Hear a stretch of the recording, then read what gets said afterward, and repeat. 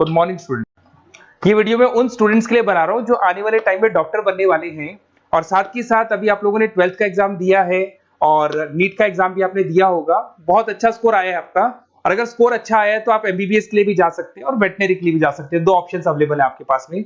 अब देखिए इसके अंदर जो डॉग लवर्स हैं या फिर अपन बोल सकते हैं जो एनिमल लवर्स हैं, इसमें सारे एनिमल्स कवर होते हैं, वो लोग इस वेटनरी वाले ऑप्शन को चूज कर सकते हैं। बहुत अच्छा ऑप्शन है, इसमें बहुत अच्छी अच्छी कैरियर अपॉर्चुनिटीज मिलेगी, बहुत अच्छा पैकेज मिलेगा और फ्यूचर ग्रोथ बहुत अच्छा है इसके अंदर। अभी अपन लोग डिस्कस करने वाले हैं veterinary, what is veterinary doctor, veterinary doctor क्या करता है, कैरियर अपॉर्चुनिटीज क्या क्या मिलेंगी इसमें, सैलरी क्या मिलेगा इसके अंदर, इंडिया में क्या सैलरी है और अब्रॉड में क्या सैलरी मिलेगा आपको, गवर्नमेंट कॉलेजेस क्या चार्ज करते हैं फीस, प्राइवेट कॉलेज क्या चार्ज करते हैं, पूरा डिटेल में डिस्कस करेंगे।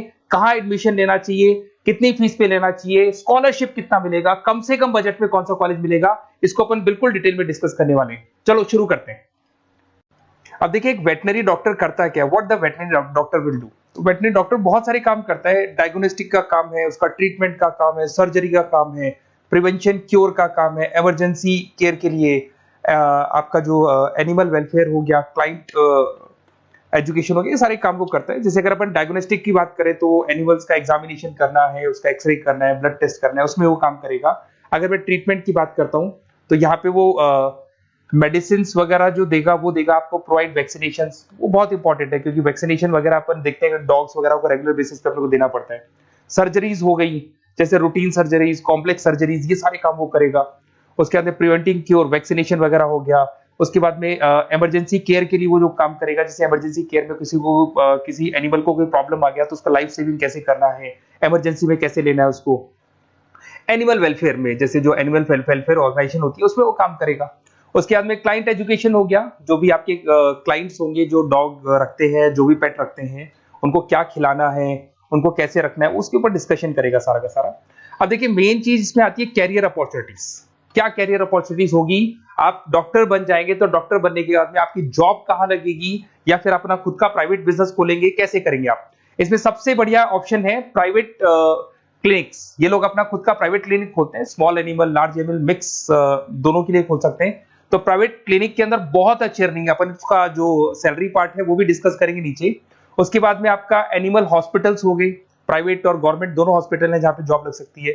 रिसर्च इंस्टीट्यूट्स हो गए जहां पे आपका जॉब लग सकता है, जैसे फार्मास्यूटिकल कंपनी हो गया, गवर्नमेंट एजेंसीज हो गया, यहाँ पे जॉब लग सकता है। उसके बाद में गवर्नमेंट एजेंसीज में public health agencies, department of agriculture, यहाँ आपका जॉब लग सकता है। कुछ लोग बोलते हैं जू हो गया, वाइल्ड लाइफ सेंचुरी हो गई, वहां आपका जॉब लग सकता है, जू, एक्वेरियम, यहाँ पे लग सकता है, वाइल्ड लाइफ सेंचुरीज में लग सकता है।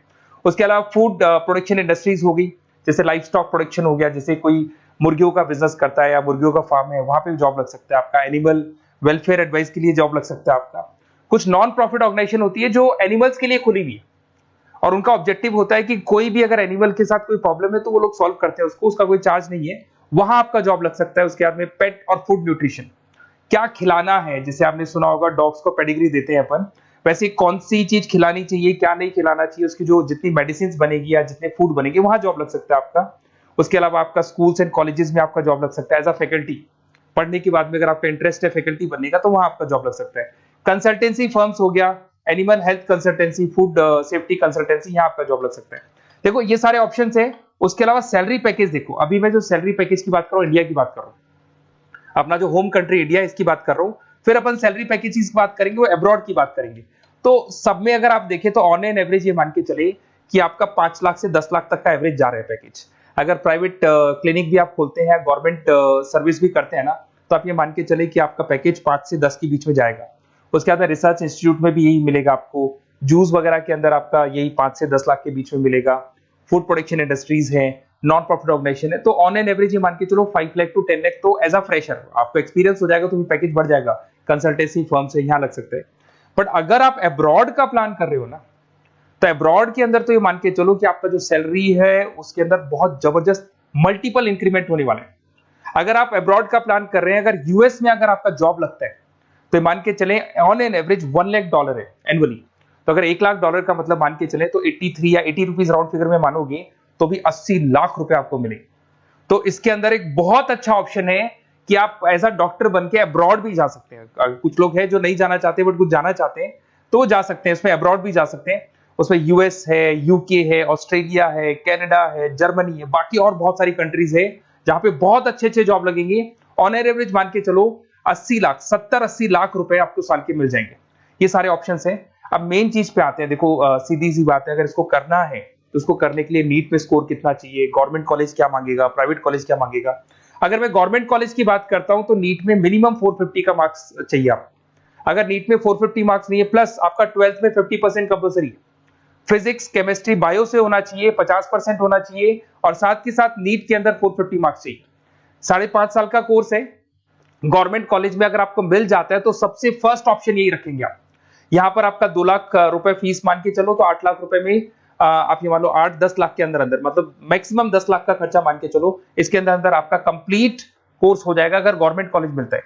बट अगर आपका स्कोर कम है तो मैं आपको एडवाइस करूंगा गो फॉर प्राइवेट कॉलेज, क्योंकि आगे स्कोप बहुत अच्छा है कि वापस जब आप कहीं अब्रॉड जाते हैं या फिर कहीं और जॉब करेंगे तो निकल जाता है सारा पैसा, कोई दिक्कत नहीं है। प्राइवेट कॉलेज के अंदर नीट अपीयर चाहिए। अगर आपका स्कोर कम भी है तो भी चलेगा, नीट अपीयर है तो भी चलेगा। साथ ही साथ अगर यहाँ पे ड्यूरेशन देखे तो वही कॉमन रहेगा। बट प्राइवेट कॉलेज में फीस बहुत हाई है। देखो आप 5.5 से लेके 7 लाख पर एनम मान के चलो तो पूरी फीस मान लो कम से कम 30-35 लाख के आसपास फीस बैठती है आपकी। अब इसमें हॉस्टल भी इंक्लूड नहीं है, हॉस्टल का अलग से चार्जेस लगने वाला है आपका। अब मैं जो आपको बताने वाला हूं उसको ध्यान से सुनना। प्राइवेट कॉलेज में बहुत सारे कॉलेजेस हैं जो लोग स्कॉलरशिप पे एडमिशन लेते हैं, बच्चों को पता ही नहीं उन कॉलेज के बारे में। वहां पर हॉस्टल भी इंक्लूड हो जाएगा, स्कॉलरशिप भी मिल जाएगा, और बहुत मिनिमम फीस में आपका एडमिशन हो जाएगा।